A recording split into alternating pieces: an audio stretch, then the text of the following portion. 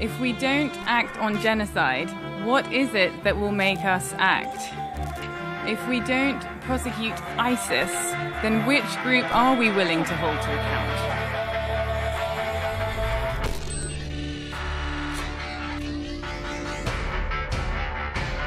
If we can't go after ISIS for these acts, then all of us who are lawyers or diplomats or officials here today should be ashamed.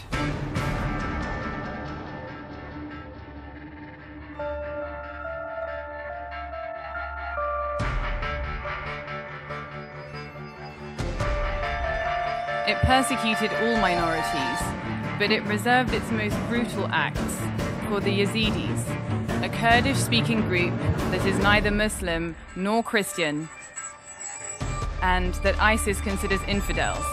It has vowed to wipe them out simply because they are Yazidi. فإذا كان قطع الرؤوس وسبي النساء واغتصاب الأطفال ونزوح الملايين لم يحرككم فمتى ستحركون؟ الحياة لم تخلق لأجلكم ولأجل عوائلكم فقط، فنحن أيضا نريد الحياة ومن حقنا أن نعيشها.